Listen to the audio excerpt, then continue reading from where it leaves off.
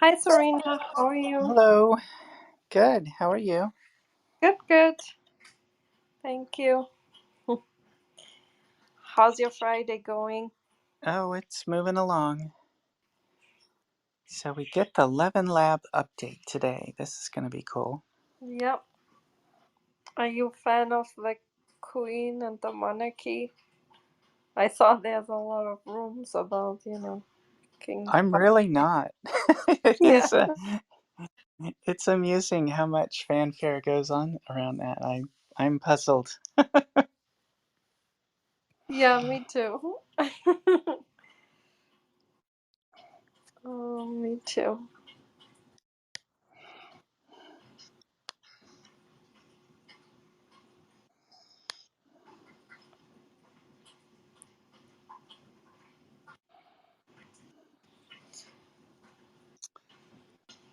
Hi, John. How are you? You want to come up? Hi, everyone. We'll start on top of the hour. Thanks for being here. Um,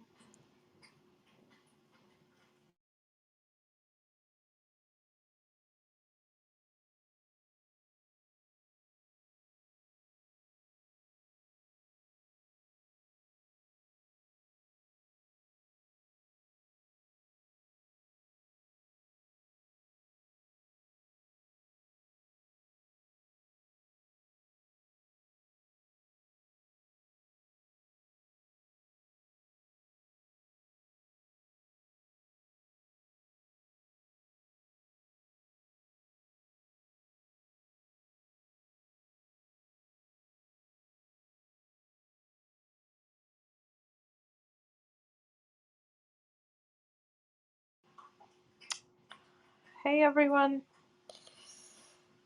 Um, we will start in around 7 minutes. Thank you for coming. If you would like, feel free to share the room. It will be a really interesting discussion. Um, Professor Levin, he was here before.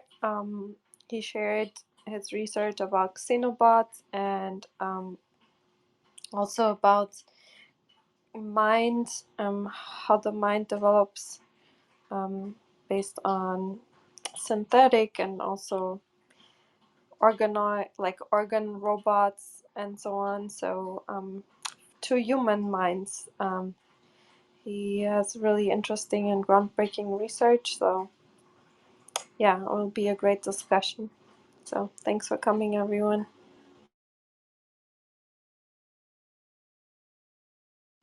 His lab link is pinned to the top. Really interesting stuff.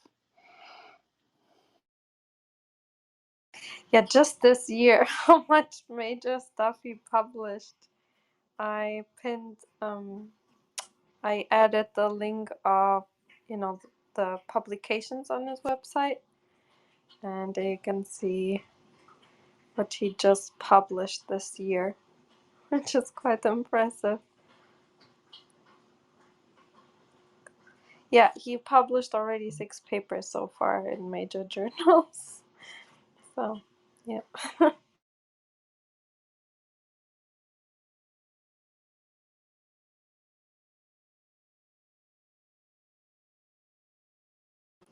I think for you will be also interesting, Serena, because the paper that he published this year about cognition and self organizing morphogenic pattern formation, also related to gap junctions. I think will be really interesting for you how they kind of self-organize, and then if you disrupt these organizations, how will be then self-generating again, and gap junctions are involved. So I think you would like that. Yeah, I'm really sort of digging into that just in work with cell shop and understanding methods and algorithms for for cellular development and how we might abstract those and for useful applications. So this will be some really interesting stuff. Hi, Wisdom. Hello, looking forward to this.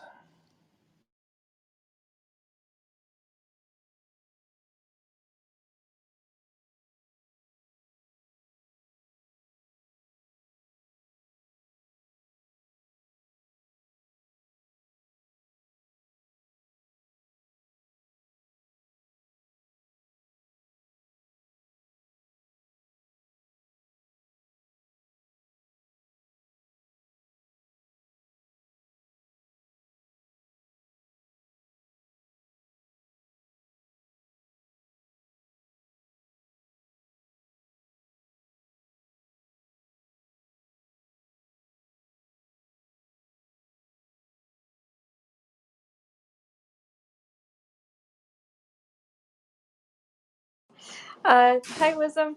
Did you get the chance to read the paper about the organizing, embryos and how gap junctions are involved? Well, I'll add the link to the chat. Is it Dr. Levin's work? I haven't, but I am curious. Yeah, exactly. That was published recently in Entropy, the journal Entropy. Minimal developmental computation, a causal network approach to understand morphogenetic pattern formation.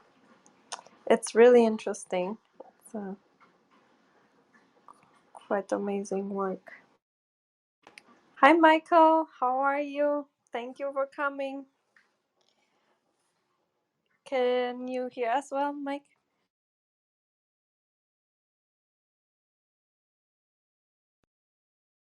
I think you're. Oh, there you go. Hello, are you able to hear me? Yes, now we are. Ah, excellent, excellent. Yeah, good to hear from you again. Yeah, good to hear from you. I'm so excited. Thank you for coming. And I put up your lab website with the research this time, and then I added in the chat the link to the publication list, and then a really cool, so interesting publication you published in Entropy recently, which is so exciting. I Well, shared in thanks. the chat those resources, so I don't know That's, if you wanted to change that or if you want to. let me see. Well, I'm on I'm going to be honest and tell you that I have no idea. So I'm on the phone. I'm on a phone, right? And I have no idea how to see or change any of that. I'm just happy I got on the voice thing. Okay, perfect. I made you model, so in theory you could, but it's really, it's really up to you. You could, in theory, like how you in general, just to show you in general, change a link is under the leave quietly. There are like three little dots. If you click on that, then if you scroll down, there's pinned link, and if you click on pinned link, you could change the link to something else that you would like. All right, I think I'm going to leave it alone because I'll probably end up disconnecting myself if I start messing with it. So it's okay. We can keep whatever. Actually, on my website, the actual research page really needs to be updated, and I'm working on that. But it's not live yet. But the publications are completely up to date. And also, the other thing that people can take a look at that's also up to date is the tab that says presentations. So there you will see some interviews, and then further down the page, some actual talks that I've given. And so that stuff is up to date. Okay, perfect. I will then, let me just switch it to the publications then, and take me just a second, and then we can start. Yeah, can everyone click and see that? Yeah, I think. Yeah, now it's up. Now it should be up. Perfect. So yeah. Welcome everyone to Science Society here today, and of course a special welcome to Mike. And we are so excited that you came back to us again to talk about your research. Yeah, It's thanks for having me. I'm happy to be here.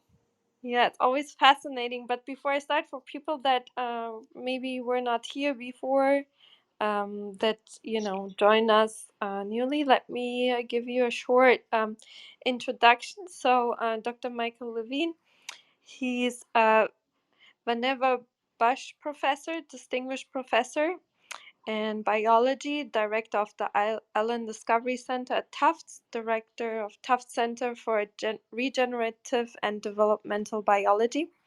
He has a dual Bachelor Science degree in Biology and Computer Science. He did his PhD at Harvard in genetics, and he did a postdoc at Harvard Med in cell biology. And then he started his lab as Forsyth University in 2000, and now he's at Tufts University and Harvard Swiss Institute. And in his lab, he works on the intersection of developmental biophysics, cognitive science, and computer science.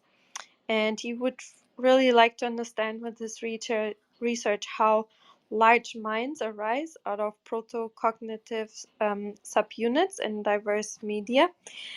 But if you look at this publication website, you can really see how broad, like Mike, your research is, from your really novel cancer research to developing new treatment ways of, technology and treatment for cancer, to xenobots and computation, regenerative medicine and research.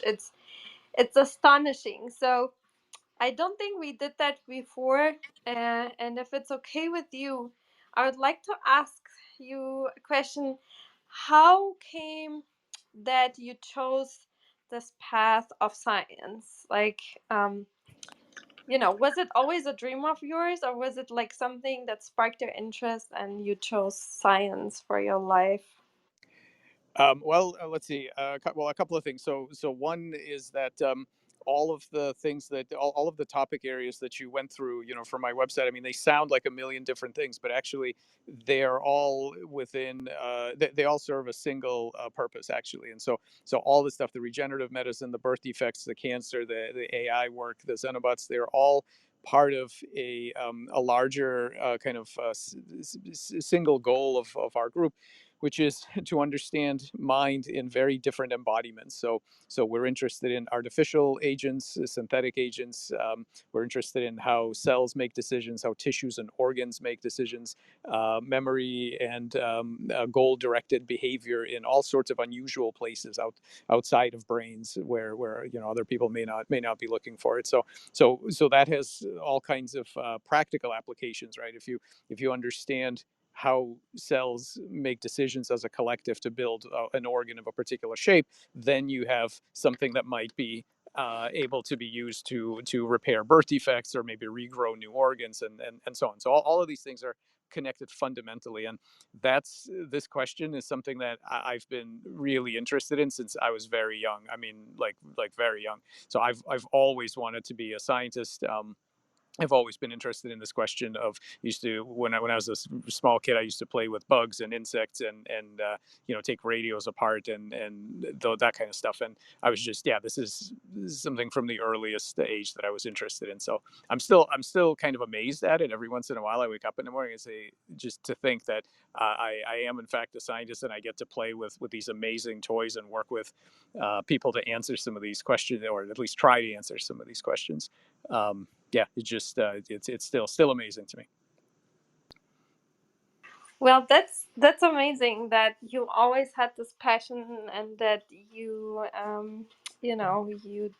went with it, and that you gave humanity all this progress. And a very novel, progressive way of thinking about mind. I think, about mind, how life kind of organizes itself, which is very different from, I think, previous perspectives. So you said that you always wanted to go in that direction. Yeah. When so what was like the groundbreaking experiment, like if you want to share with the audience that doesn't know your work so well, like that kind of showed you, okay, this is it, this was kind of right, like my theory is what I thought it is? Or was it really, maybe you had very different theories in your mind, but then your results kind of showed you the way to this type of thinking about how life works and organizes and mind works? Yeah, I mean, there's no one single experiment that proves the whole thing, because there are lots of ideas, and it's at least, and the bigger the idea, the more time and evidence it takes to make progress on it. But um, I've been for a very long time following along this idea, and sort of rolling it out slowly, because uh, the reality is that if you say things that are sort of too out of the box too early, and freak people out early, then it becomes very hard to advance to the point where you are able to be competitive for research money, and you have a good lab and so on. And so you have to sort of roll out these ideas proportionally to the evidence that you're able to gather. And so I couldn't on day one say everything that I thought, and with time I'm able to I'm fortunate to be in a position to be able to sort of pull out more and more unusual ideas, and actually have people to help me see if they're right. So that sort of thing has been going on for a really long time, and I started by asking when I was a graduate student, by asking very basic questions about how what the relationship between large scale shape and the genome. So specifically left right asymmetry. So I'm at the time, I was maybe best known for the left right asymmetry, because looking at your body, all normal humans, and most animals, in fact, have consistent asymmetry. So your heart is on one side, your liver is on the other side, and so on. And you can ask a question: how do early embryos know which side is left and which side is right? Now, typically, when you ask questions about your body shape and embryo structure and so on, people immediately think of the genome. But genomes can't tell left from right. Chemical reactions like that just don't distinguish left from right. So there's this amazingly interesting question of how it is that every embryo solves this problem in a universe that does not, macroscopically anyway, doesn't distinguish left from right. And so I started out by identifying a bunch of genes that were only expressed on one side of the body. So I found the first left-sided genes, and then some right-sided genes that ultimately control the bending of the heart, and all of that. But this, of course, still just leads to the question of, okay, the very first gene to be expressed on one side of the body, how did it know to go to that side? And so that tells you that upstream of any of this transcription and genetics lies physics, because that's the only way that you're going to really distinguish left from right. And so so after that, as a postdoc, I started I was able to start studying something that I was really interested in for a very long time, which is bioelectricity. And this is the way that cells and tissues communicate with each other electrically. And I was able to show that some of this electrical communication was what later allows the cells to figure out what side of the body they're on and turn on the appropriate genes. And that led to a lot of work on manipulating these electrical conversations between cells. And I don't mean neurons. I mean all cells in the body, as it turns out, communicate electrically. And so then that led to a lot of work on learning to try to understand these, to basically try to decode these electrical conversations, and use them to do things like induce regeneration of organs and repair birth defects, normalize tumors, mostly in the frog and flatworm model. I mean, we did some work in human cells and mice, but mostly in frog and flatworm. And And so now we're really getting to a very exciting part where we're basically now able to see that these are not just physical mechanisms and ways that cells communicate, but this is actually the computational layer where, much like in the brain, right, where your a bunch of neurons in the brain get together and communicate electrically, and that gives rise to this emergent a system, the self, and your mind and your goals and all of that. The same thing happens in the rest of the body, and this electrical activity is literally a kind of like cognitive glue that binds all of these cells to a common purpose, that being creating and repairing your complex anatomy.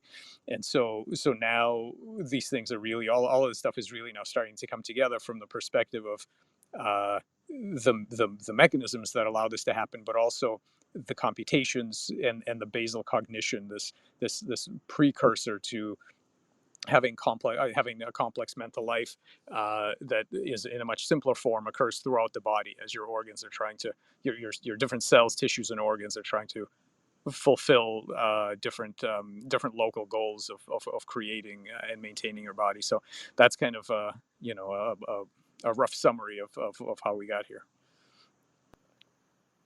Yeah, I think it's so interesting and impressive is because, as you said, it applies for neurons, it applies for different organs in the body, and it applies for cancer. You published this year a paper that shows that in breast cancer you see this right versus left side of genes being used, that it's very different in cancers than in the regular um,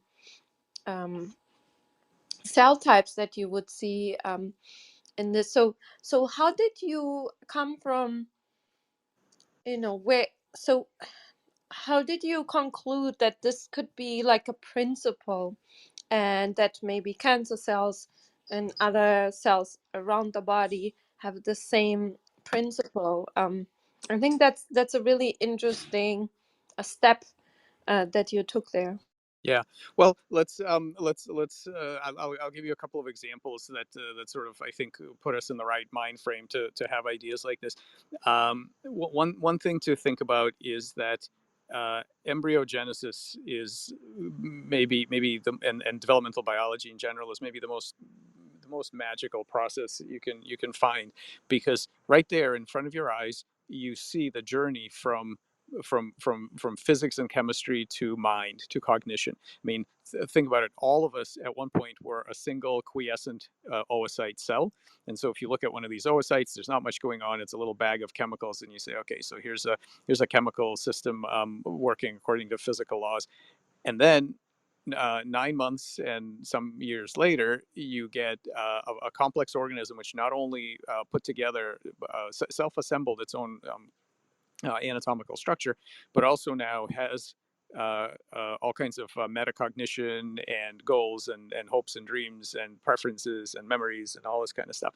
So the thing is that that process is extremely smooth and continuous. There is no specific time point or event where some kind of lightning flash goes off and you say, boom, okay, now you've gone from physics to mind. That there's no event where that happens. So you see that systems can very smoothly and gradually acquire a degree of mental capacity, but the whole time, what does happen is that they change the space in which they're solving problems. So if you're a single cell, you have to solve all kinds of problems in metabolic space, so you have to get energy and do your metabolism, and then maybe gene expression space, the space of all possible gene expressions. You have to decide which genes to turn on and off.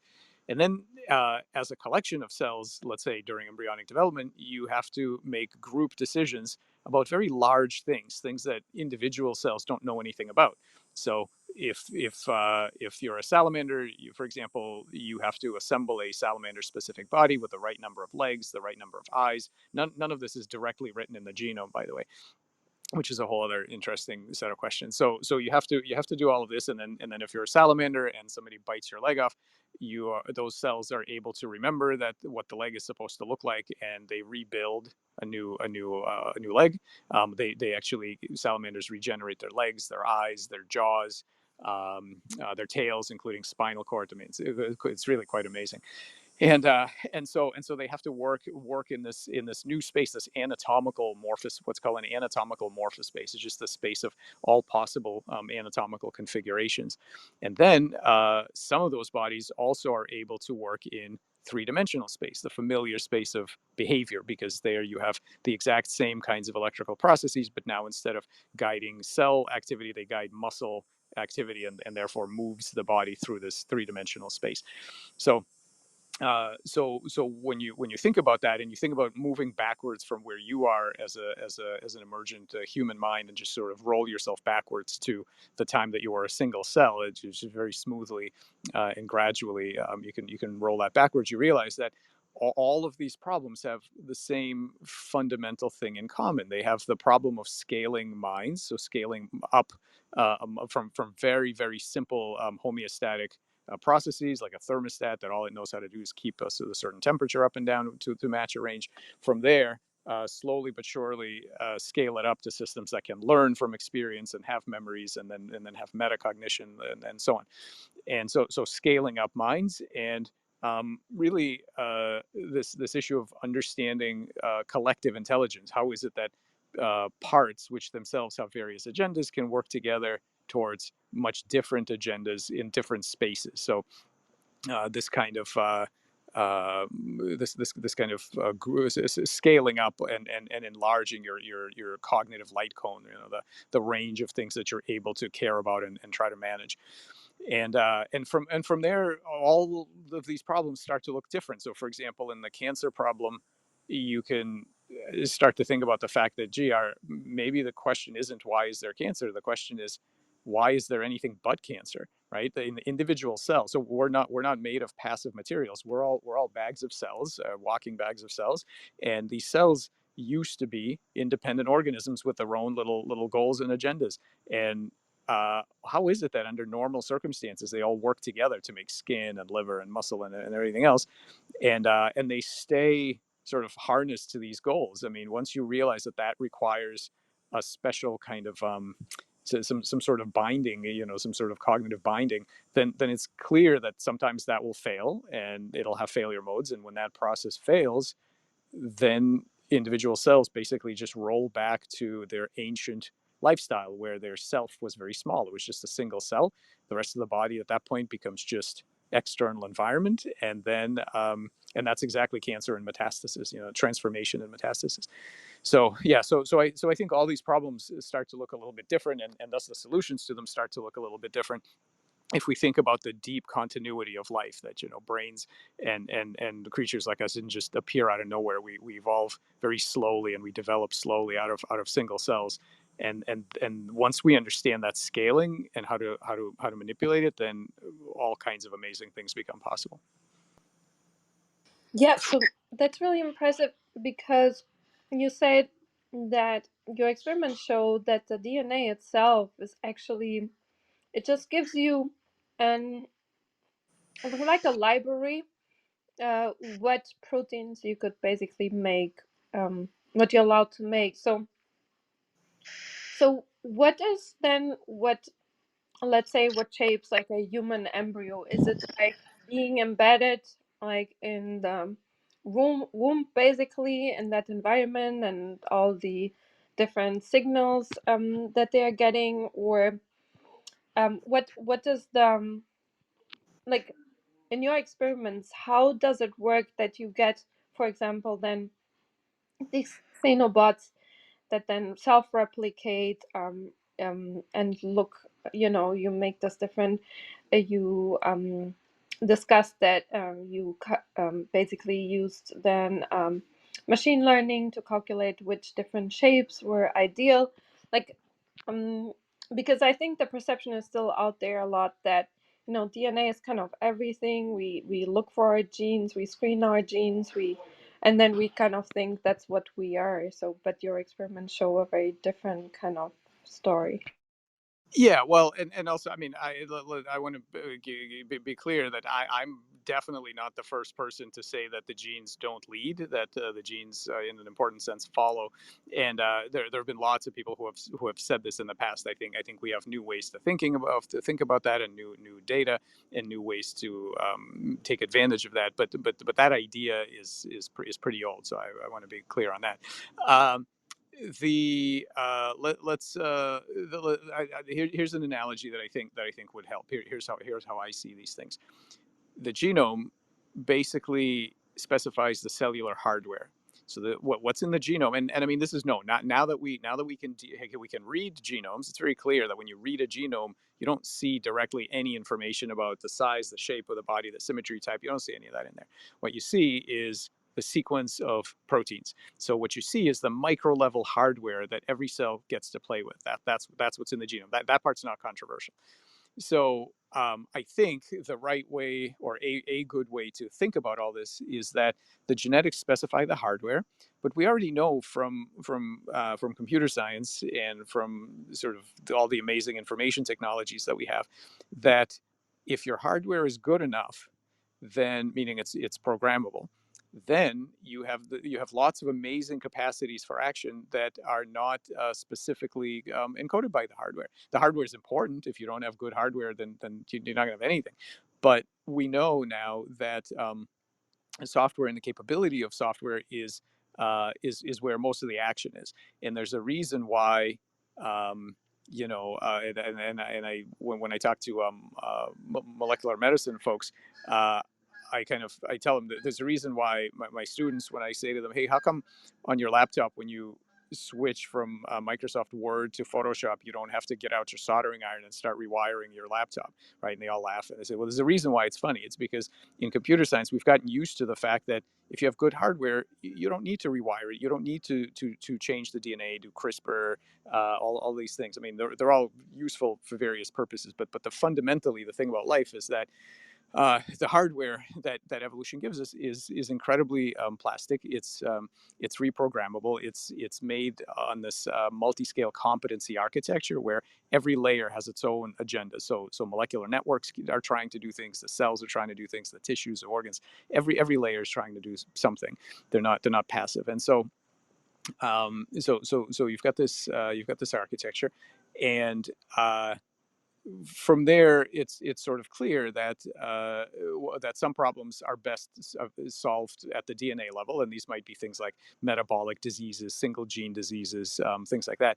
But I think most problems in medicine boil down to the control of shape.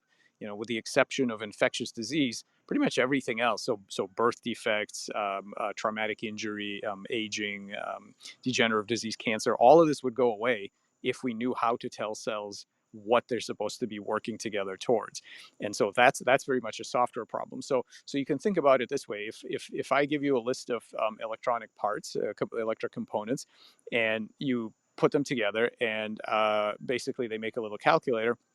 And when you turn it on, when it's alive and you turn on the juice, what you see on the little LCD screen, you see a zero reliably every single time you turn it on. It says zero. So that's fine, because what evolution has done is select for parts that by default give a very reliable default outcome. And this is why acorns make oak trees and frog eggs make frogs. But it turns out that it's not hardwired. It's actually programmable. And yeah, by default it'll say zero, but you can actually do some really neat things by interacting with the software, with the internal subroutines that it has and the computations that it knows how to do. So I think for us in this emerging field, the trick is to understand, for whatever we're interested, whatever type of biological or not that we're interested in, what kind of intelligence it has, what is it able to do, what are the goals that it's trying to achieve, what are the inputs that it understands, and so on, and work with it at as high a level as possible. It doesn't always have to be at the hardware level.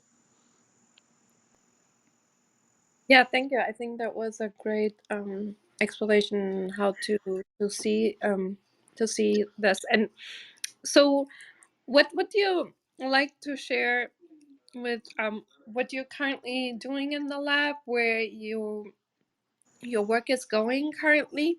Is there, something that you can share already with us? Sure. I'm not sure how much you can share of ongoing research, but yeah, if you could share something, thank you. Sure, sure. Yeah, I mean, there's a lot of things that are unpublished and not yet peer reviewed, so I can't really talk about it in public. But I'll tell you some of the general areas, and I'll tell you some of the most recent things that we've done since the last time I was there. So we have a number of projects in different directions. So one is continuing to understand how to provide how to understand the bioelectrical pre-patterns that underlie healthy or birth defect type of embryonic patterning. And so we just had a paper out a couple of months ago that where we showed that we made a computational kind of model that is able to help us pick drugs targeting ion channels. So targeting so all cells have on their surface, they have these little proteins called ion channels, which basically are kind of electrical interface that cells expose to each other, and we can take advantage of that. We can hijack that to try to improve the anatomy. And so we showed that in previous work, we showed that we can fix all kinds of really devastating brain defects by manipulating this native electrical property in a particular way. And so last couple of months, we finally published our study showing that actually the same approach works with defects of the gut, the eye, and the heart, in addition to brain. So it's a wide range of defects, including genetic defects, which is kind of amazing because it's basically a software fix for fundamentally a hardware problem. So a mutation in a really important gene called Notch that normally completely trashes the brain and some of these other organs, you can actually basically fix that and end up with a pretty normal embryo by manipulating the bioelectrics appropriately. And that's potentially really powerful because it means that a wide range of problems might actually be solvable in this way. So we're continuing our efforts to understand where these electrical signals come from and how we can manipulate them.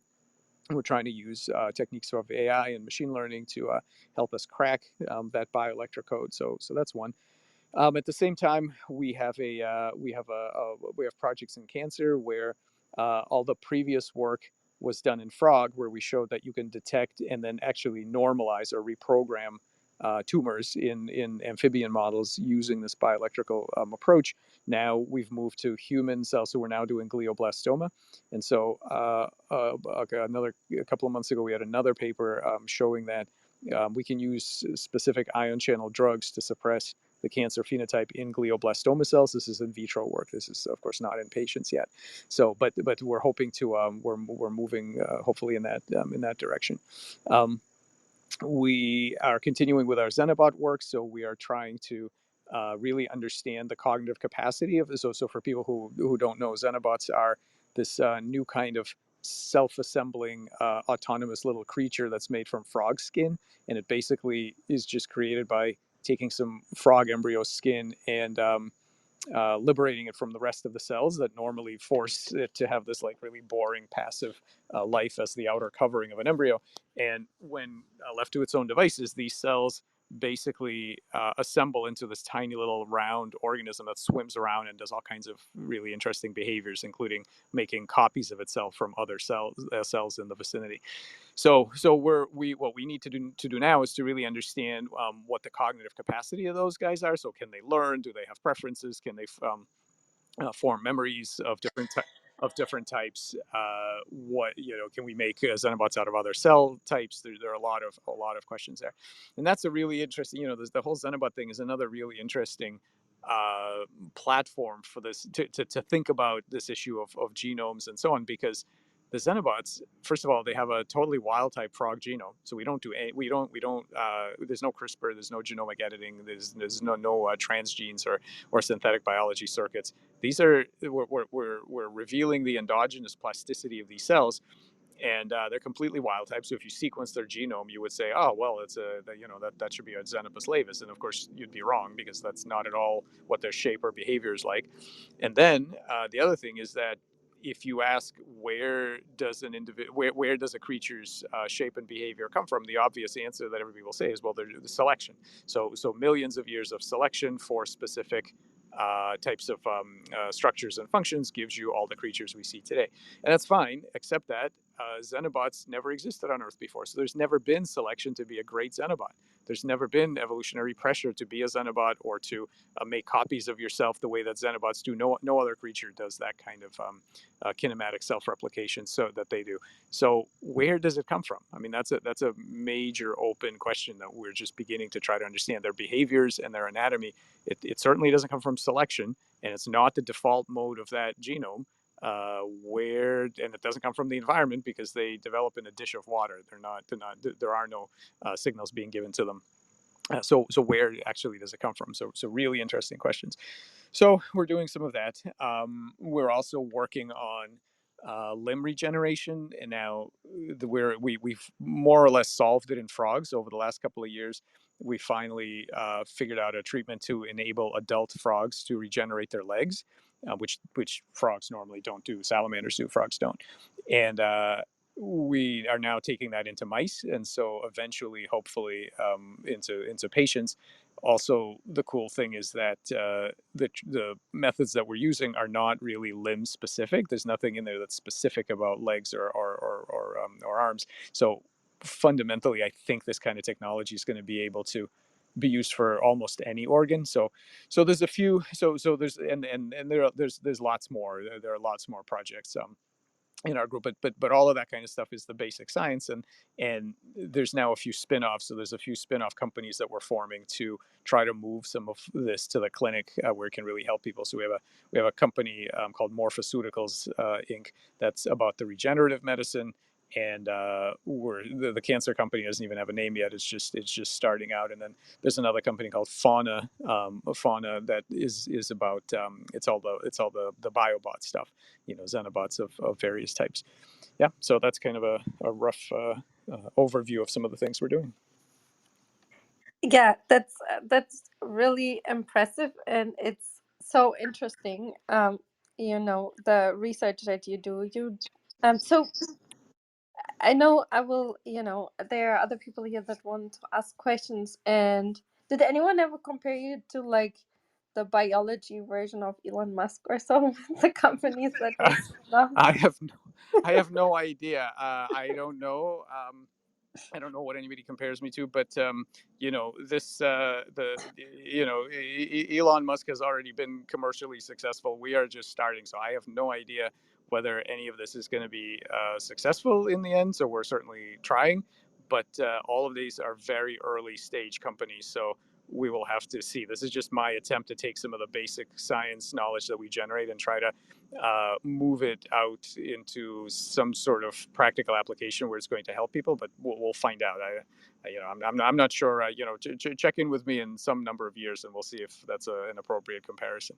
Yeah, but if this really works, that you kind of use this principle to make the body and the cells heal themselves, like give them the task to do that, this is like really real, for real regenerative medicine. Yeah, Not I just agree with that. I pretend. agree with that. Regardless of whether or not we are the ones to do it, I do think that we are still all of the stuff about CRISPR and stem cells and everything that's been done to date, I think, is just scratching the surface of what's possible. I mean, ultimately, right now, everything is focused on the hardware. So everybody's very excited about pathways and single molecule approaches and rewiring genetic networks and such. All of this is like what computer science was like in the 40s and 50s, where if you wanted to reprogram a computer, you physically had to pull wires and rewire it. I think that we're looking forward towards the medicine of the future, where you are not rewiring the hardware. You are communicating with a kind of a very distinctive, a very diverse and unusual intelligence that operates in physiological space and anatomical space. And your goal is to communicate with that collective intelligence and cause it to do the things you want it to do.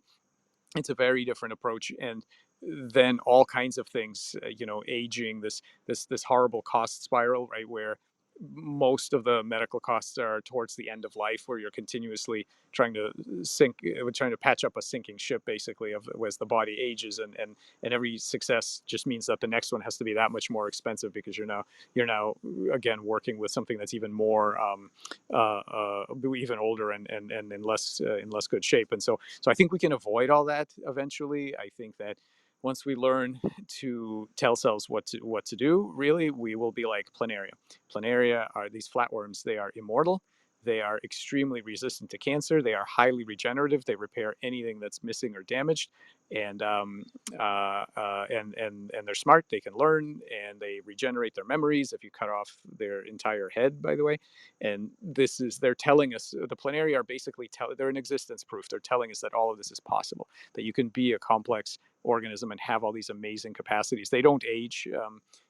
This is what we're looking towards. That's going to be the future someday. Yeah, thank you. And what I also wanted to point out, you don't have these the mess that you can produce with changing the genome, and you don't have the risk to pass it to next generations, because you have all these kind of effects by messing with the genome that you kind of don't predict, and it would be really hard to predict. So I think Yep. that's a way better, a better way, more. Yeah. You put your finger on a really important issue, which is the inverse problem, right? If you believe that changing the genomic hardware is the only approach, then you have to figure out for everything that you want to do. So maybe you want to repair a complex face or a new finger or something else. You have to figure out which genes are going to get you there. And going forwards is easy. You change the genes and you see what you get. That's easy. Going backwards, which is asking what genes do I need to change to make a structure that's different in this particular way, is basically an intractable inverse problem. We don't have any tools to go backwards that way in general. There's a few simple cases where you can do that, but mostly that's impossible. So what I'd like to do is offload all of that complexity onto the system itself, because we already know we have cells that know how to build all this stuff, because they did it the first time during embryonic development. The key is to figure out what causes them to do it, and to communicate with them in a way that lets you basically delegate, use very high level signals, and we already have some examples of this that we've shown in our work, and then and then achieve outcomes that we have no idea how to micromanage. And you don't want to micromanage them. You want the cells to do what they do best after you've re-specified a new target for them. Yeah, that, I wish you all the best. That Thank it you. works Thank you. out of very non-altruistic Yeah. reasons. But Me too. I agree. so, Yeah. and Serena, John, Wisdom, Joyce, please go ahead with your question. So so thanks, Dr. Levine, for coming. This is some really, really fascinating stuff. Thank you. I really like how you're developing this framework of continuity principle in terms of decision making, Yeah. and you covered metabolic space, gene space, group decisions, an anatomical space, 3D. But this notion of cells, being talked into staying on goals, and when they Yeah. decide to ignore, they cut out and become entirely different organisms, xenobots. Really fascinating stuff there. But I want to bring it to a question of what you really mean in terms of bioelectricity, Mm. and the kind of messaging space or communication space that these principles offer to for these I guess manipulations isn't the right word, more like advanced dialogues with the cell. Yeah. Is it Uh, in terms of, just to be a little more specific, is it strictly in terms of ionic channel manipulation, or are there other factors, and either metabolites or hormones or other types of environments that the cells are conditioned to sense and respond to? Yeah, well, a few things. Great question. I mean, like that's really kind of summarizes the whole goal of cracking this morphogenetic code. So I'll tell you what we know, although I'm sure there's more that we don't know than what we know. One thing I think we know is that when you communicate with them in this way, you are not talking to individual cells any more than when I'm talking to you. I'm not talking to the individual neurons in your body. I'm talking to the collective. So bioelectricity is I mean, yes, you can sort of use it to affect different cell differentiation and things like that, but fundamentally, it is not a mechanism for controlling individual cells. It's a mechanism for coordinating higher level entities such as tissues and organs, and thus a mechanism, an interface for us to communicate with those higher order structures. So not single cells. Now, of course, besides the bioelectricity, there is also biochemical signaling via lots of different molecules and gradients and so on. There are biomechanics, so stresses and tensions and force and all kinds of mechanical forces. All of that stuff is there. All of that stuff is important. Maybe someday someone is going to find that those things are also a useful interface to talk to the collective. That hasn't happened yet. What we see now is that bioelectricity is such a layer. I think evolution figured this out, that electrical networks are really good at storing information, at doing computations, at integrating information across distances. I think that's even bacterial biofilms do some of this. So I think evolution picked electricity as the way that it's going to do this, and from what we see, all of the other stuff that's necessary to build shapes, which is the chemical gradients and the gene expression cascades and the metabolite movements and the mechanics and all that. From what we see, it seems to be downstream. In other words, the decisions are made at the electrical layer and then fed to the implementation machinery, which is the chemistry and everything else. Which is kind of like what you see that architecture in the brain as well.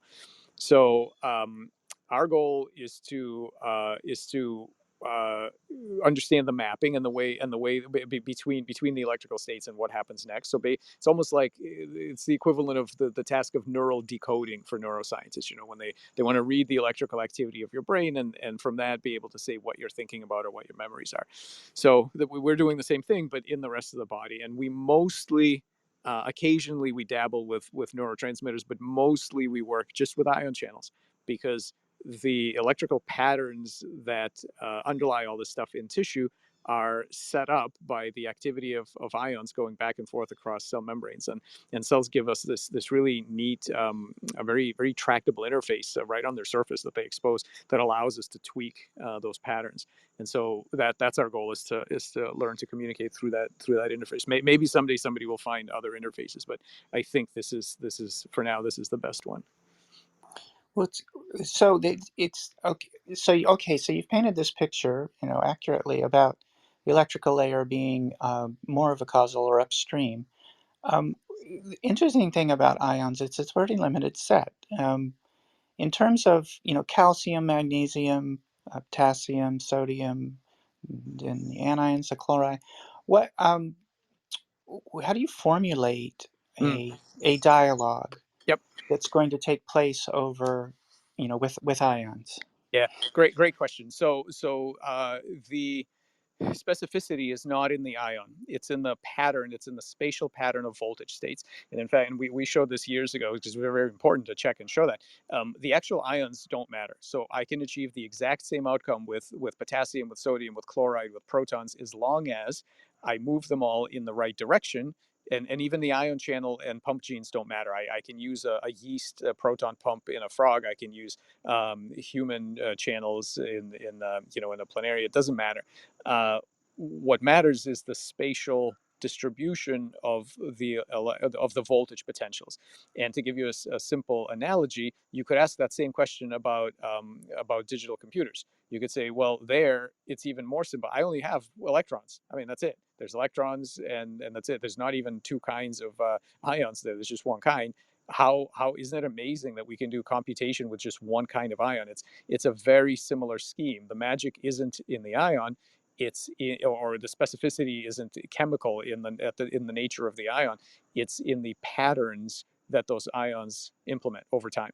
And so in living tissues, it's exactly the same thing. The ions go back and forth. The resulting voltage pattern is what carries the computations, and the ions and the ion channels are just a convenient input device. They what really does all the hard work are the transformation of voltage patterns from one into another. Well, okay. So just as a final question, I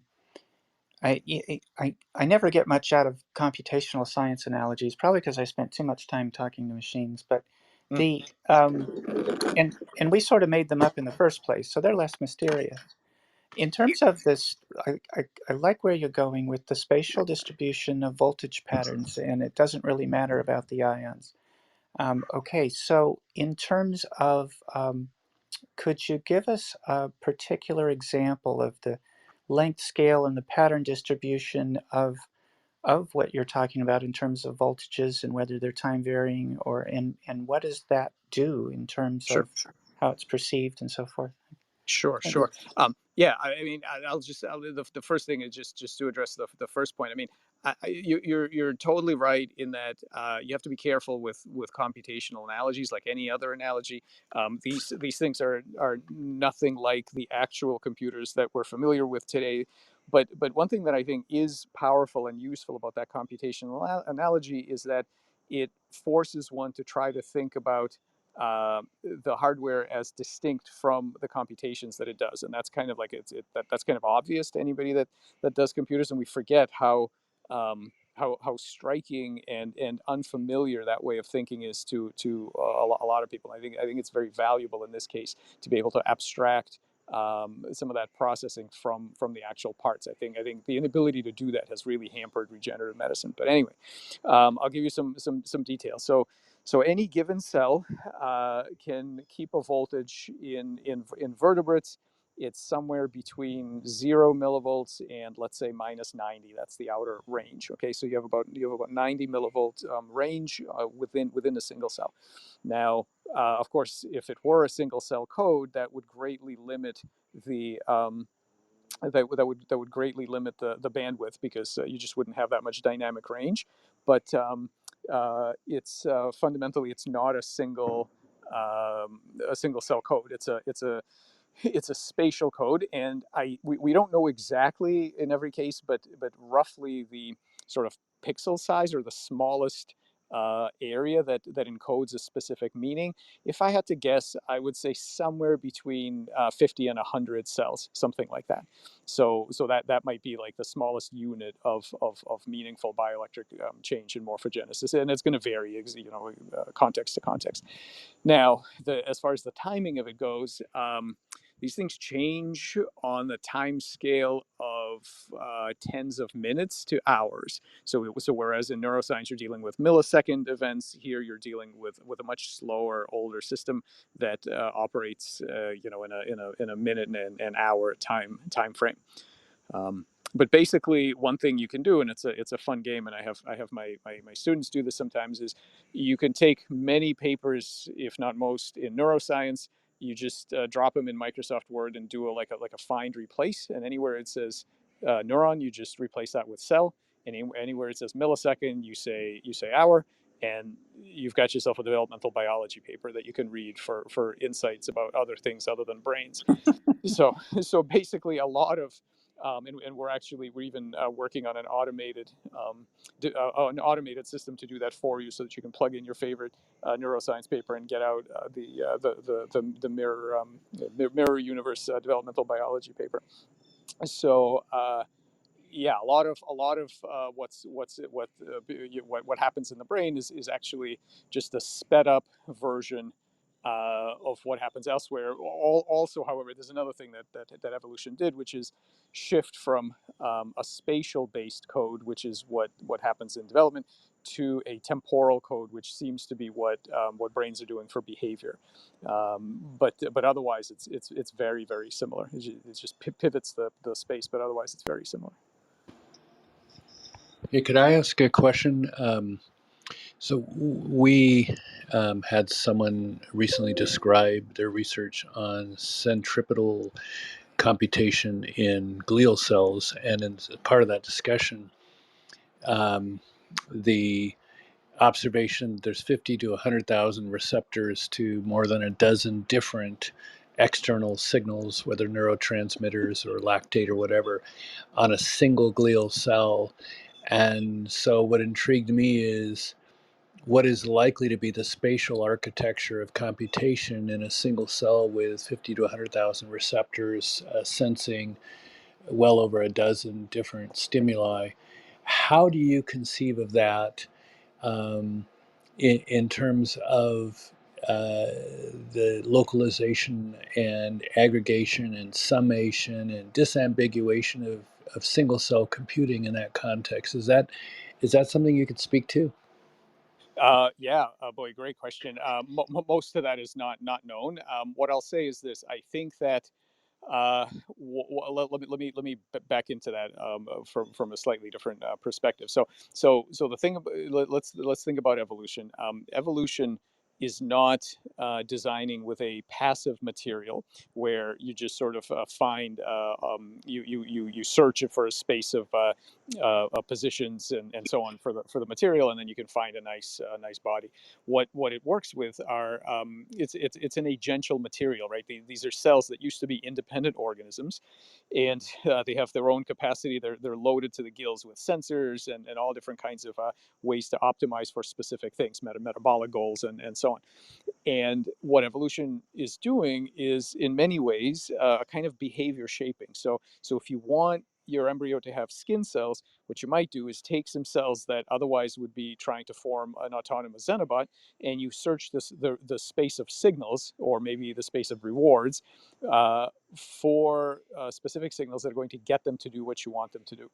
So life seems to have this what we call a multi-scale competency architecture, where every level tries to warp the action space for the levels beneath. So tissues and organs warp the action space of individual cells by giving them various signals and constraints that, given the propensity of these cells to do certain behaviors, it basically takes advantage of the materials you have, which are cells. And so that what that in effect, and so now this gets back to the actual answer to your question. So that what this in effect does is encapsulate or isolate all the different things that these cells might actually be doing from the next level up. The next level up doesn't need to know all the stuff that these cells are doing underneath, as long as it can find the right signals to get them to do what it wants them to do. So it's a sort of delegation architecture. And so it's inevitable that these cells have incredibly complex possibilities and capacities, and inside of them, there's molecular networks that also have all kinds of crazy capacities, including learning and so on. But the higher levels don't need to know anything about that.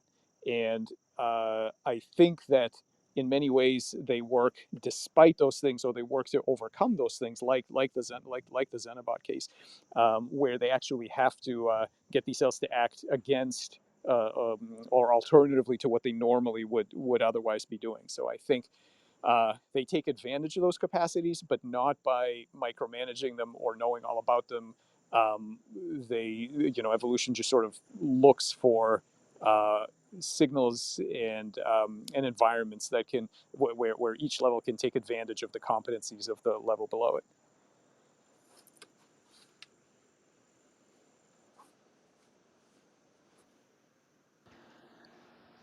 That's a great heuristic way of thinking about it. And like you say, you use what you've got and build on that rather than try and re-engineer something de novo. And that's the nature of evolutionary incrementalism.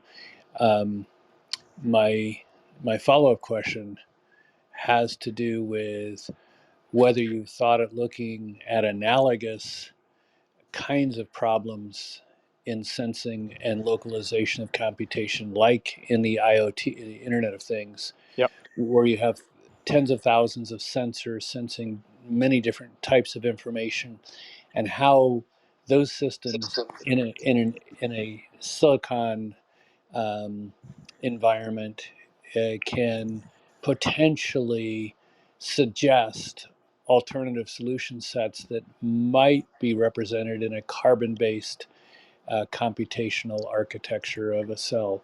And I'm just curious if your computational biology intersects in the reverse of biomimicry.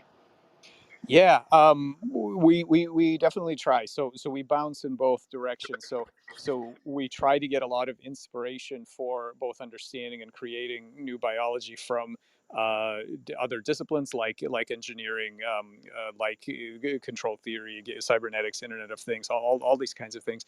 We try to steal as many ideas from them as we can, and then conversely, we try to build things like that using principles that we find in biology that maybe are not yet exploited in engineering. Now, so we have tried. We've done that in a number of cases, but there's lots more to do. So I'm sure that I'm not an expert on the Internet of Things by any means, but and if anybody if you or anybody else are, we're happy to sort of talk offline about specific details. There's a huge amount of opportunity for cross fertilization that way, and we're always looking for experts. So I have a very kind of diverse lab. So I have a bunch of folks that are I have a couple of physicists and a couple of machine learning experts, and in addition to the biologists and the bioengineers. So yeah, I think you're right on the money there. There's plenty to be done along those lines. Are you on Clubhouse enough to know how to use Backchannel? Nope, I am not. Okay. But you can email me, michael.levin@tufts.edu. So just drop me an Got it. email. Okay, thanks. Thank you. Yeah, if not, you can email me and then I can email, but it's probably easier to direct email. Joyce, did you have a question or a vism? No, not right now. It's really mind blowing. Thank you. I just had a quick question. Wonderful talk. I really appreciate you spending time Thank you with so us much. to update us. You made a statement earlier. I was wondering if you could unpack it a little bit for me. Something along the lines of the need for, I don't know, something like a half a dozen cells minimum for meaningful representation. I'm curious how that would interact with like recent understandings in neuroscience, elucidating the importance of subcellular compartmentalization for network processing in the brain. Yeah. I don't know how they how much they relate to each other. So what we study in detail is the way that these bioelectric circuits represent navigation in morphospace. So one sort of metaphor that I've been pushing for the last couple of years is that all of these things are instances of navigation. So there are positions in the various spaces, including morphospace. There are attractors, there are local maxima, like all this, and all this stuff carries over, and there are navigation strategies that these collectives take to get from a damaged place or an inappropriate state to the right state.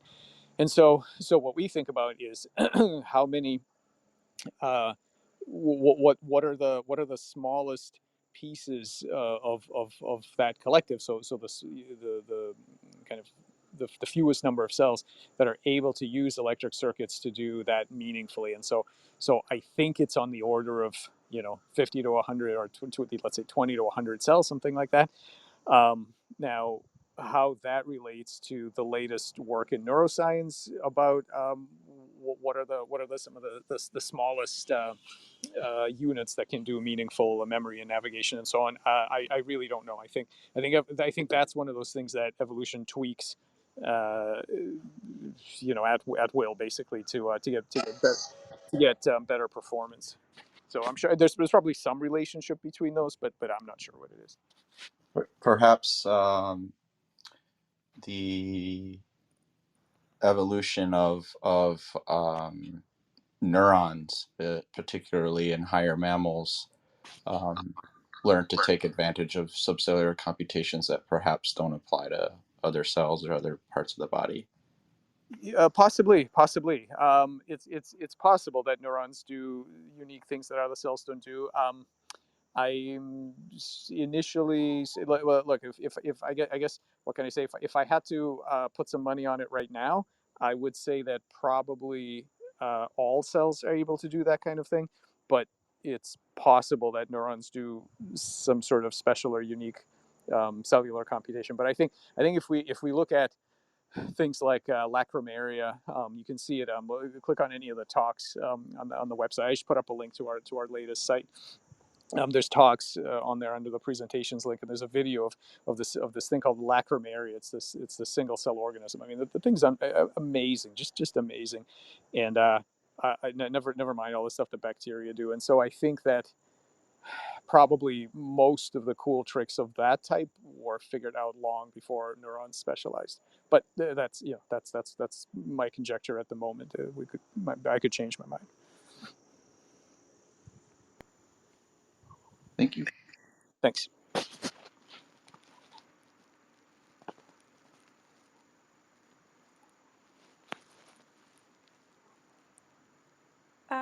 Yeah, who has a question next? Einar, you came to the stage, and David, please go ahead. I caught it pretty late, but can you describe what the role of maybe entropy in the voltage exchange of this information is, and perhaps how it interacts with physics and transcription of errors, de novo mutation, anything like that? Yeah. Well, let's see. There's a lot there. As far as transcription goes, these kind of networks are very tolerant to all kinds of errors in the hardware. Now, clearly there are. We can introduce very special mutations in certain ion channels to alter the way that electrical signals are processed. So certainly there are specific mutations that'll do that. But by and large, these electrical circuits are incredibly tolerant. And in fact, we've shown that, for example, something like a mutation in Notch, which is this really important neurogenesis gene, that if you mutate it, you make a dominant mutation that just completely trashes the brain of, let's say, a frog or any other animal. We've shown that we can on that background, we can still rescue and get a perfectly normal animal by by enforcing correct bioelectrical relationships between the cells, which is not that hard actually. It turns out that there are fairly simple ways of doing that. And so and similarly, if we introduce mutations of things like KRAS, which normally make very nasty tumors, we can again normalize those cells and keep them from transforming again if we force them to remain in correct electrical communication with their neighbors. And so that whole system not only can fix certain kinds, and I'm not claiming all, but certain kinds of errors in hardware, and and in many cases it overrides the things that genetic errors are going to cause otherwise. So as far as entropy specifically, we haven't we haven't calculated it. I think people have done it for neural signaling. We haven't done it. We normally are looking more for things like causal emergence and other, and that's, I'm no expert at that anyway. But there are people in my group who have calculated some of that stuff. But entropy specifically, we haven't looked at. Thank you. Thanks.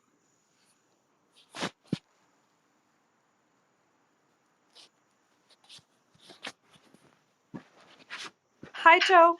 How are you today? Do you have a question? Doing well. Actually, I'm hearing the parallels how chemical engineering first order reaction math is kind of used. And it sounds like you could also consider groupings as like an intermediate state. So you might have intermediate state requirements before it can cascade to a full reaction. I'm not even sure I fully grasp that, but then again, my chemistry isn't all it could be. So maybe drop me an email Uh, and describe an example, and then we can chat. I'm just I don't know. in short, let's say if it took the potential of 10 cells to work together, but you had Yep. 5 of them work together, you might Yep. have an intermediate state where you might have to have 2 groupings of 10 or 5 Oh, I before see. you hit a grouping of 10. I So see it's what just you mean. like an interim pathway. And so uh, chemistry is 100% first order reaction. It's just whether or not you've mapped the actual pathways correctly for the math. Interesting.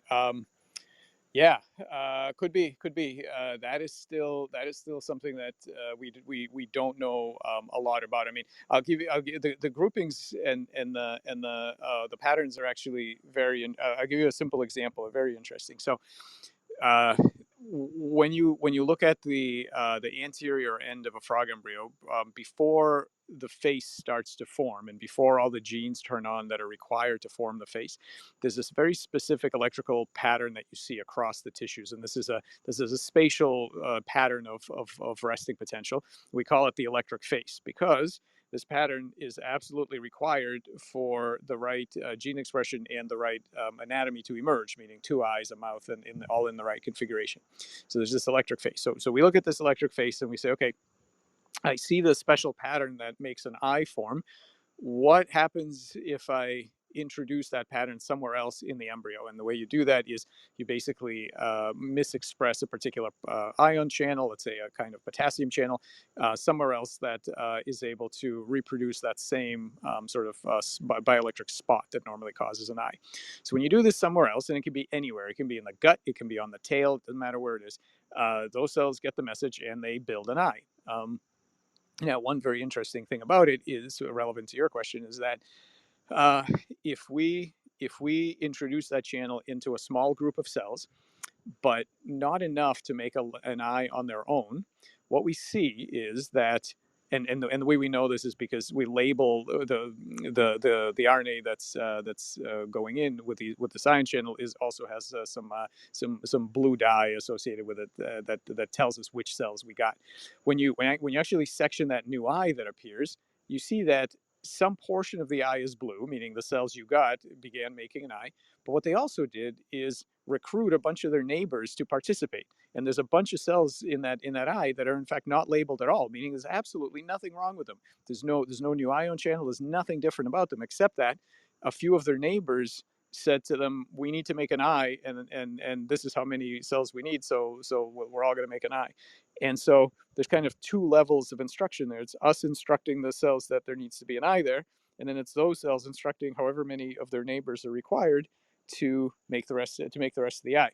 So in a context like that, I'm sure that there's some interesting things to be discovered about the grouping, as you say, to know how do the cells measure how many of them there are, and to be able to read out, and I mean we can do this a little bit already, but to really be good at it, we need a lot more work to read out how does the collective remember how many cells an eye is supposed to have in the first place.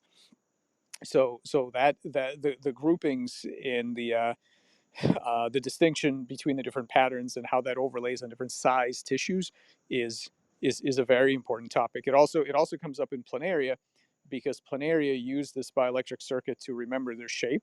And we know this because we've reprogrammed it and made 2-headed planaria and planaria with heads of other species and stuff like that. But planaria are amazing at size control. So if you chop a planarian into pieces, each piece starts to regrow the new things that it's missing, but the original tissue starts to shrink so that when the new tissue appears, everything's properly scaled. And if you starve them, they will shrink allometrically, so they just kind of shrink in proportionally. So when you see a small worm, you have absolutely no idea whether that's whether that worm was shrinking or growing, or what phase it's in, because they just shrink and grow and keep everything in exact proportion. So I think there are many mysteries to be uncovered there. Yeah, I have a question about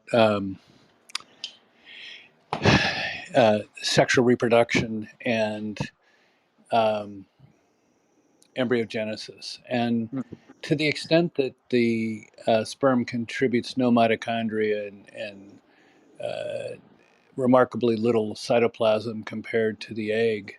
Um, is there much of a line of research that would suggest that a lot of the genetic heuristics for differentiation and localization and organogenesis are harbored preferentially in the female of the species as opposed to the male of the species because of the restricted contribution Yes. of There's a sperm? whole bunch of studies about chickens that the female chicken, based on all kinds of different criteria of how you stress that chicken, can change the shape, size, and bounty of that egg.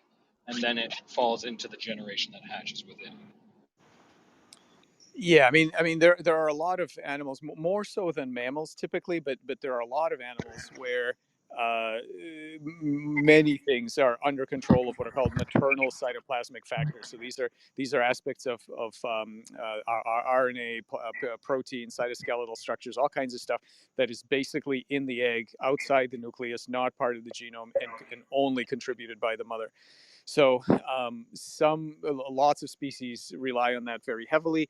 Mammals are sort of a little less that way. I mean, there is some of that, but the mammalian egg, relatively speaking, is quite small, um, and it's not as obvious as it is for other systems. But yes, that certainly does happen in many creatures.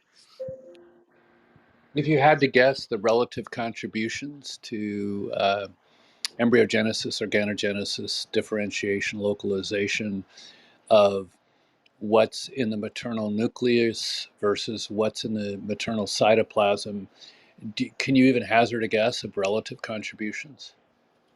I think it would depend on which species you're talking about, and no, I can't give you numbers like that. But there are people who study exactly that stuff, and I think you can. I don't know if you can get to a percentage, but I do think you can get some information about that. But in some species, it's going to be massive. In fact, some species can do parthenogenesis where you don't need the sperm at all. So if you poke, some aphids do this, and some. I think I saw something like this in a snake, a python or something. They found out could be parthenogenetic, where you basically trigger cell division in the egg a different way without sperm whatsoever, and you get quite far. In other species, in frogs, you get a certain amount of the way in, and then the embryos tend to die if there's no sperm.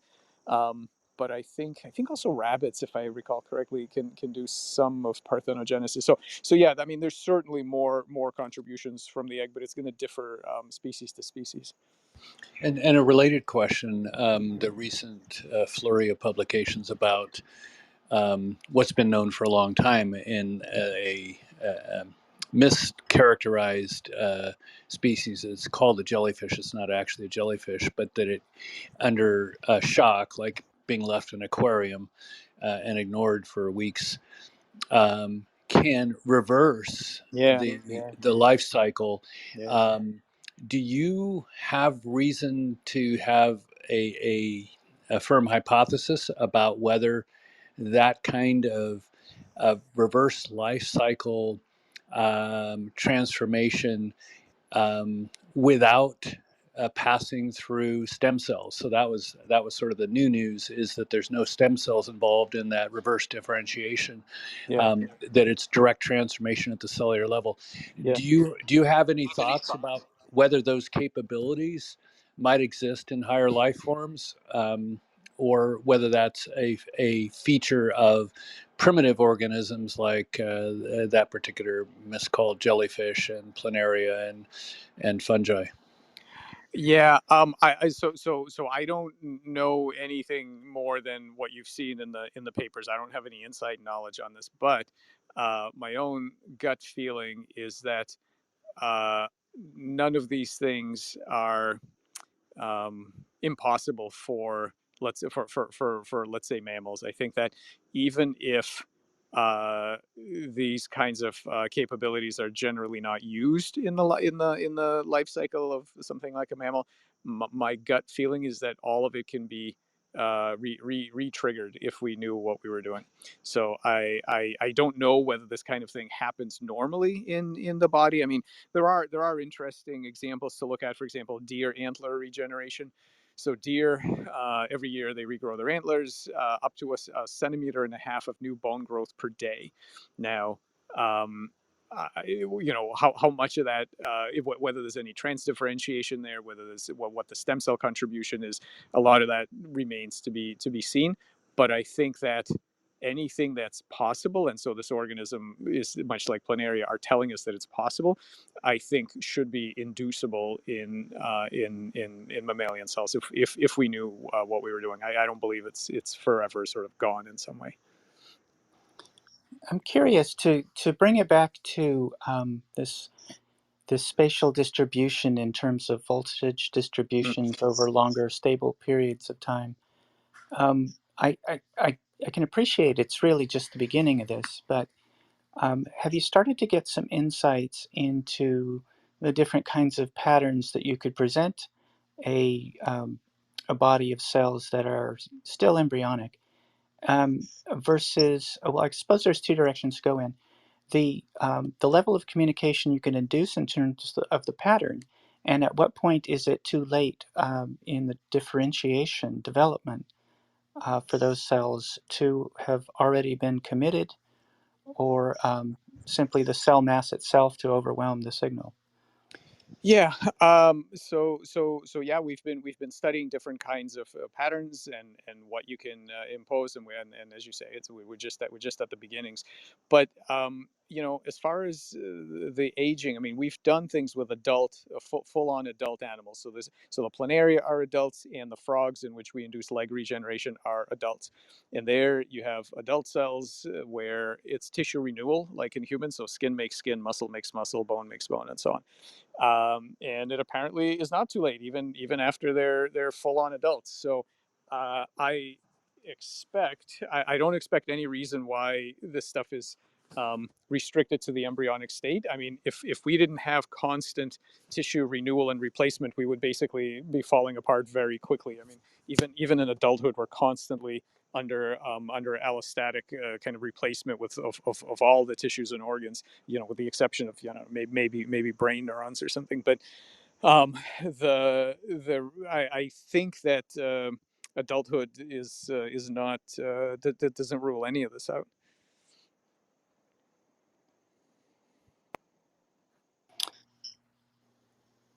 No, go ahead, Serene. Well, okay. So, in terms of then, and I understand that the genetic state then and the expression profile for those cells in parts would set the context, whether that's in terms of metabolites or microRNAs or other types of cellular states. In terms of again the the patterns, in the size and knowing how many cells to recruit, it's an interesting to think through the underlying algorithm of certain cellular states responding to those spatial patterns, and that would indicate completeness or incompleteness, and the kind of factors that they would express to affect those macroscopic patterns. Yeah. I mean, we're doing basically that. We're building multi-scale models that include the electric circuit, the transcriptional networks underneath, and then some of the cell movements and everything else on as a result of all that. Uh, a lot of the work is done in the absence of necessary changes in transcription. I mean, a lot of that, the transcriptional events and things like that, tend to be downstream. They tend to be activated by the decisions made by the bioelectric circuits. And I mean, basically the state changes of that circuit. But then downstream, of course, it triggers changes in gene expression and chromatin modifications and all those kinds of things. So yeah, I mean, this is really critical. The modeling is very important. It's very difficult, and we're making progress enough that we've been able to discover the models are good enough now that at least in some cases they can reveal specific therapeutics. So we've been able to choose ion channel drugs based on these models that actually repair defects, which to me was kind of a shocker that even worked, but it did. So I think we're on the right track, but there's a lot of work to do. These models are just getting started, basically. Is there a indication or a representation in the models of the transcription factors, in essence, upstream that would get a particular set of cells looking for particular voltage signals We in the first place? Hmm? Yeah, we can include those. We haven't needed to yet, in the sense that once the only thing we've needed so far is just knowing which channels are expressed. But one of the cool things about these circuits is that even if the cells are completely identical transcriptionally, so if I have a field of cells that have exactly the same transcriptional profile, so they're all making the same kinds of channels and the same kinds of everything else, you can still get spontaneous symmetry breaking and all kinds of other interesting phenomena in the electric circuit that is not driven by any upstream information. Now, clearly in vivo, it's a combination of everything. So in vivo, of course, there are transcriptional changes that impinge on downstream events, but you can get quite a lot of computation in the electrical side that doesn't need any of the upstream stuff. So we will eventually get to some of those, but it hasn't been priority because much of that is just driven by the dynamics of the channels that doesn't require us to know what the upstream transcription is. But for a complete story, of course, we'll have to add it. Could I? Yeah, thanks so much. Uh, I wanted to first check in with you if you have a few more minutes or if you have to leave because it's almost an hour and a half, and I Yeah, didn't want to over. yep, I've got about 7 minutes, so I've got to go at 5:30. But Thank Could I you. ask a quick question, Katerina? To ask about your the recent paper that you published about the theory about how higher level individuality emerges from all these different little units. And when you go really down to it, to the molecular level, it's kind of impressive. So you presented this connectionist framework, which I think is really interesting, a framework. So I wanted to ask, like, from experiments, did you see kind of, I don't know if you did the experiments in that direction, but how many units, let's say xenobots or so, would you need, and how tightly would they need to be connected, kind of to get this like higher level individuality that you cannot take apart anymore to get a specific behavior of this, let's say xenobots or so. That would be really interesting, at least for me, to learn about. Yeah. No, I mean, you're right. It's a really interesting question. I think that just keeping in mind that in the Xenobot case, we haven't yet made any real claims about what the individuality or cognitive capacity there are, because we don't know yet. So specifically on the Xenobots, I don't know. What we have been doing is setting up minimal models, and this isn't published yet, but we've been setting up very minimal models of embryonic cells in a controlled environment, meaning in vitro in a dish, to look at where and at what point collective navigation of morphospace begins. So when do they kick over from individual cell behavior, so crawling around in a dish as individual cells, to working together to achieve some kind of very simple morphogenetic outcome. So we have been studying that. I don't know. I don't have any answers yet. So stay tuned. There will be some work on that. I hope it comes out later this year. And I'm also working on a more theoretical piece, which is kind of a follow-up to that, to the selves and then the tame paper, which basically addresses the very early steps of the individuation of a self. So, like, how does this process of autopoiesis arise in the first? Like, how does a self arise in the first place? What are some of the earliest steps that need to happen? So that's kind of a theory paper, and then later you'll hopefully we'll see how some of that plays out in real cellular systems. I'm very looking forward to this because I think this will solve a lot of, how mind emerges, and also probably for AI, for further AI Yep, development. yep, yep. I For, think for, that for sure. For sure. This to the extent that this theory that I've been developing addresses the question of for individuation from scratch. It's absolutely going to be relevant to the development of strategies for AIs, and so we're absolutely keeping an eye on that. There will be a different paper specifically on this question of how to use this kind of information for a new kind of intelligence, artificial intelligence. That paper will be coming to later this year. Yeah, because back to the hardware versus software, and in the cells, how you get them to solve different problems, to rejuvenate. I think this is the key knowledge that we also need to for a more generalized AI, because it's kind of the same principle, right? You have the hardware, and then if you can make them solve anything by knowing how to trigger this, I think that will be really important for the Yep, future. yep. I agree completely. John, you had the last question. Please go ahead.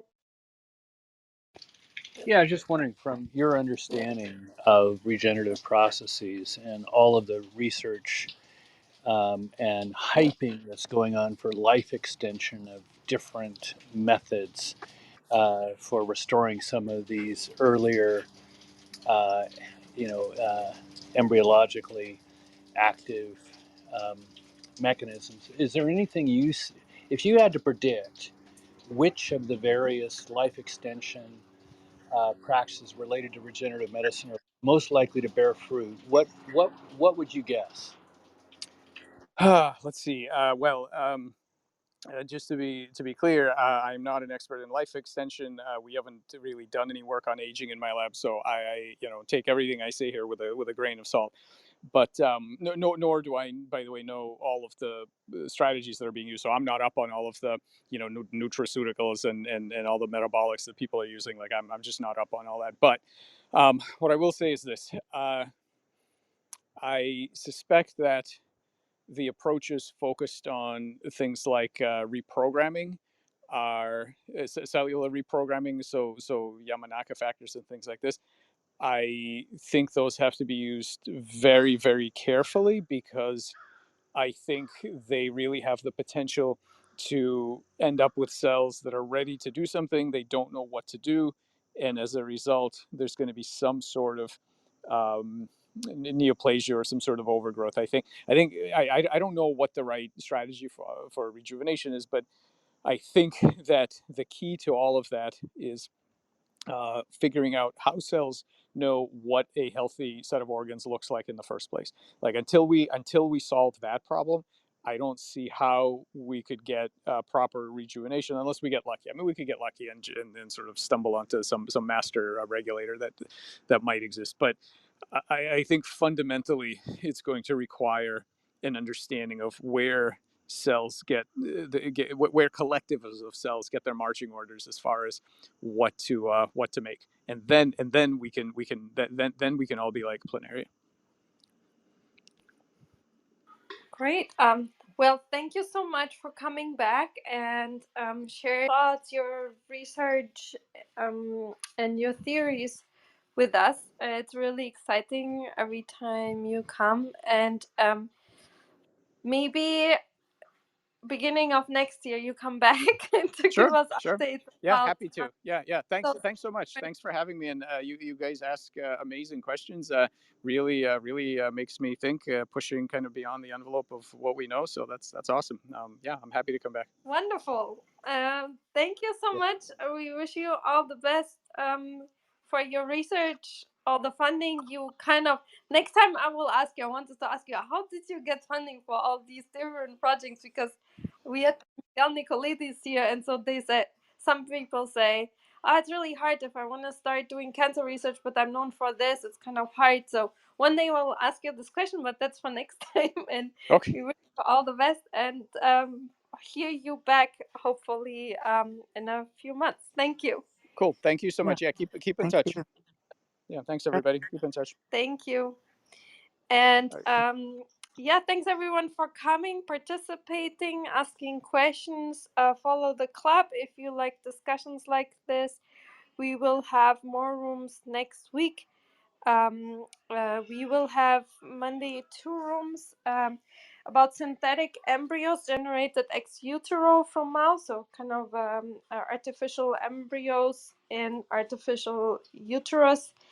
And we will have on Tuesday pulse light for microbial inactivation with Dr. Domici.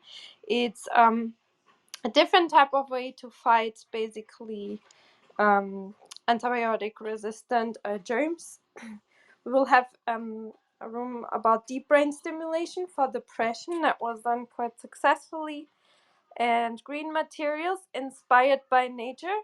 This will be really interesting by Dr. Harrington. He is a marine biologist and he developed very strong glues and different materials from copying basically how marine organisms do it, and it's really interesting what he did there. And on Friday we'll have Dr. Onen from MIT talking about his artificial neurons that he developed, and they are 10,000 times faster than regular neurons. And yeah, so thank you. Come back and enjoy your weekend, everyone. Thanks. Thanks, everyone. Okay, I'll close the room in 3, 2, 1. Bye, everyone. Thank you. Bye. Thanks.